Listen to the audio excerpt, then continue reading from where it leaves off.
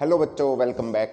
आज हम आए हैं एक नया टॉपिक लेकर जिसमें हम आज सीखेंगे कि ये हीट कैपेसिटी क्या होती है। Specific heat capacity, molar heat capacity, thermal heat capacity, अलग अलग पढ़ते हो तुम, नहीं समझ में आता कि कब स्पेसिफिक हीट कैपेसिटी लेनी है न्यूमेरिकल में, कब मोलर हीट कैपेसिटी लेनी है, आपस में इन दोनों का रिलेशन क्या है, कब क्या काम में आएगी, किसका सिंबल क्या है, ये होती क्या है, इसका काम क्या है दुनिया में हमारी में थर्मोडायनेमिक्स में, उसको समझेंगे। आज डेफिनेशन समझेंगे, फॉर्मूला समझेंगे और इनका रिलेशन समझेंगे कि इसको हीट कैपेसिटी क्यों बोलते हैं और ये हीट कैपेसिटी एक्चुअली में है क्या चीज़।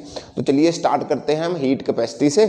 और हमारे पास बेसिकली दो हीट कैपेसिटीज हैं जिसको हम स्पेसिफिक हीट कैपेसिटी बोलते हैं। एक होती है मोलर हीट कैपेसिटी। देखो, इसको डिनोट करने का बड़ा ही सिंपल सा तरीका है। स्पेसिफिक हीट कैपेसिटी को आप सी से डिनोट करते हो, मोलर हीट कैपेसिटी को भी सी से डिनोट करते हो। सर सिंपल कहाँ हुआ? देखो, ये स्मॉल सी होता है मोलर हीट कैपेसिटी का मतलब capital C. Molar heat capacity को कैपिटल सी से करेंगे, स्पेसिफिक हीट कैपेसिटी को आप स्मॉल सी से करोगे। अब ये स्पेसिफिक हीट कैपेसिटी होती क्या है इसको समझो। देखो, स्पेसिफिक हीट कैपेसिटी कहाँ से आई? आपको हीट का फॉर्मूला पता होगा। हीट का जो फॉर्मूला होता है वो होता है एम स्मॉल सी और डेल्टा टी। ये फॉर्मूला सबने सुना होगा, ये सबने फॉर्मूला सुना होगा।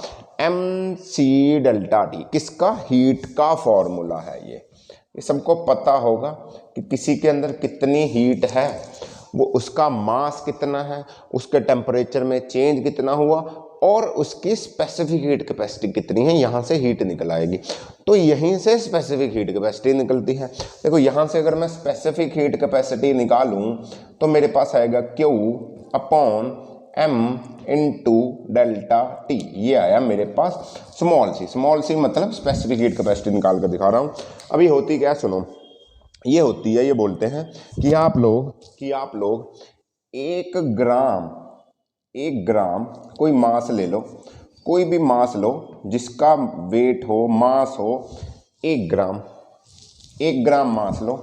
सी की वैल्यू कैसे निकाल लेंगे? मास लो कोई भी, 1 ग्राम मास होना चाहिए, तो एक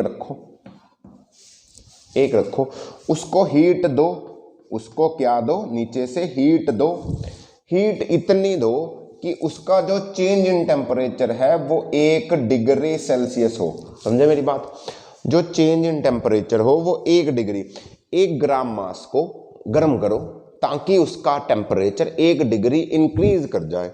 1 ग्राम मास का टेम्परेचर 1 ग्राम जितना इंक्रीज कर जाएगा, उसको कितनी हीट देनी पड़ी? देखो, ये तो एक हो गया। जब 1 ग्राम का मास का टेम्परेचर 1 डिग्री रेज करना है तो उसको कितनी हीट देनी पड़ी? वही होती है स्पेसिफिक हीट कैपेसिटी। वो ही होती है स्पेसिफिक हीट कैपेसिटी। लिख कर दिखाऊं क्या? लिख कर दिखाऊं? नहीं, समझो। 1 ग्राम मास को 1 डिग्री टेम्परेचर रेज करने पर कितनी हीट देनी पड़ती है, इसको बोलते हैं स्पेसिफिक हीट कैपेसिटी। जैसे वाटर की स्पेसिफिक हीट कैपेसिटी होती है 4.2 हीट की यूनिट जूल पर ग्राम के साथ डिग्री सेल्सियस। ये वाटर की स्पेसिफिक हीट कैपेसिटी है CW, जो कि याद रखनी है आपने।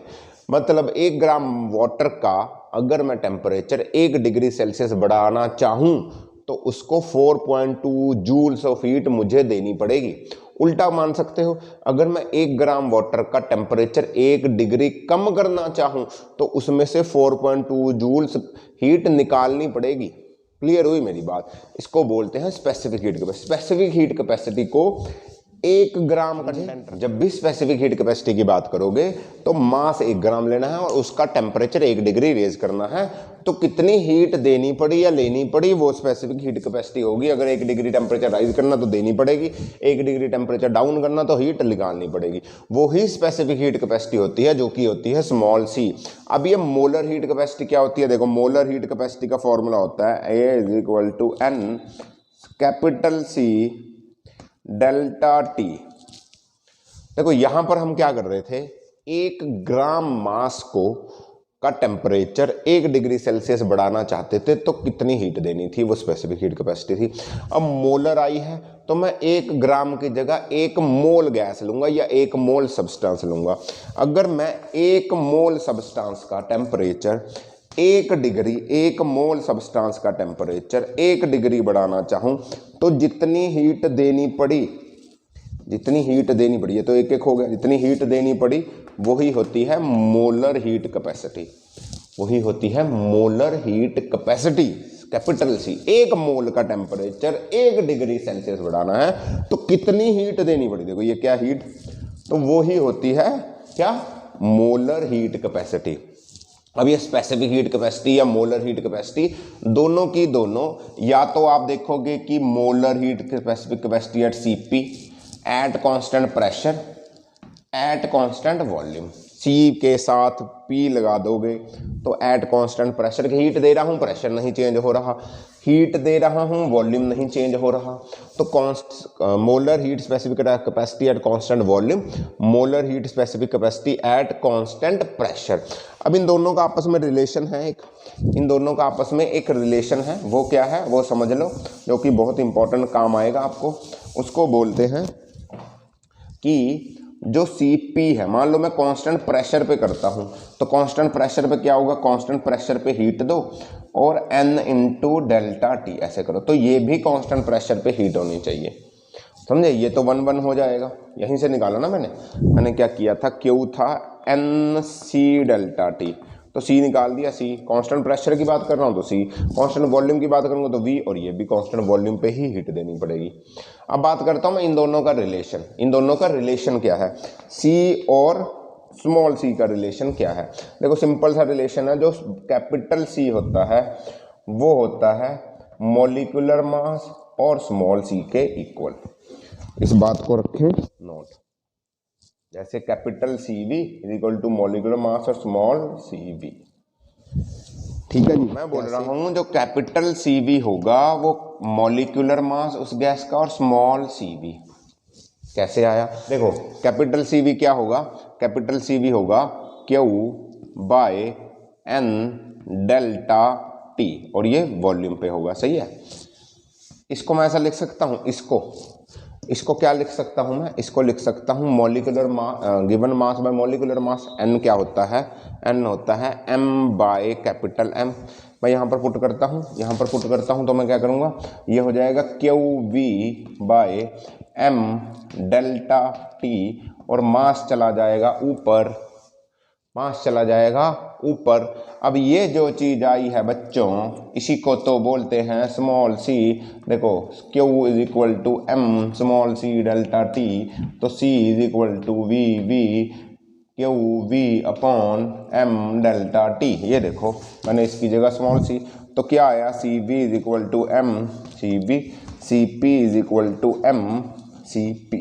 ये रहा इसका रिलेशन। और ये capital CP minus capital CV ही गैस कांस्टेंट के इक्वल होता है, यूनिवर्सल गैस कांस्टेंट। एक रिलेशन ये याद रखो, एक रिलेशन याद रखना, CP by CV is equal to gamma.